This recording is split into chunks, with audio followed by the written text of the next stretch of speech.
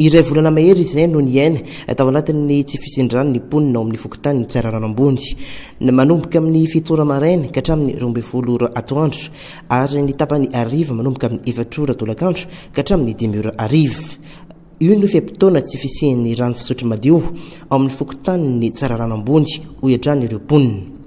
Taka izay hatrany no ianan'ireo vahoaka ao amin'ity fokontany ity isan'andro nandritran'izay iray volana izay. Le fatapahan-drano aty aminay zany raha vao maintany ohatr'izao zany isan-taona dia maraina be indraindray zay amin'ny 4 maraina vao defa milahatra rano satria amin'ny 5 na amin'ny 9 izy dia efa tsy eo. Dia aiza nareo maka rano rehefa tapaka? Dia tsisy fa dia mitady any amin'ny vovon'olona zay olona misy vovo any. Zay toerana misy vovo zany dia tsy maintsy hoe any na zay toerana indraindray tonga any Tanamasazy mihitsy zay mangala rano. Efa nisy nitatitra andronao tany amin'ny Jirama? Ohatrany mbola tsisy angamba.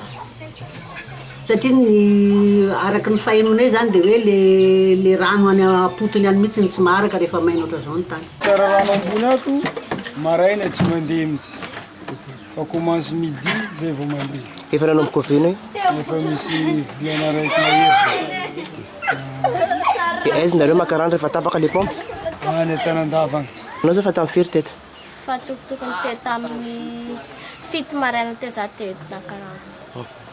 Mbo tsy nahasy izy ka aujourd'hui. Raha nitatitra avy an'ariva ny fokontany ny tsara rano ambony dia tsy mbola tonga amin'ny an'izy ireo nitatitra amin'ireo vahoaka mikasika ity fatapahan-drano ity.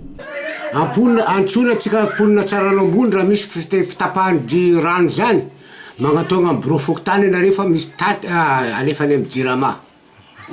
Tsy zany fa hoe alefanareo fa momany fotsiny le izy tsy ary misy tatitra tonga aminay eto dia miangavy ianareo zahay hoe mbo alefanareo ty tatitra angatsovana ny Jirama tompon'andraikitra. Hatreto dia tsy nisy ny fanazavana azo avy an'ivy ny orinasa Jirama mikasika ity fatapahan-drano ity. Izy ireo teo milaza mbola hitondra ny fanazavana amin'ny mpanao gazety makasika ny fatapahan-drano amin'ireo fokontany 20 eto Mahajanga.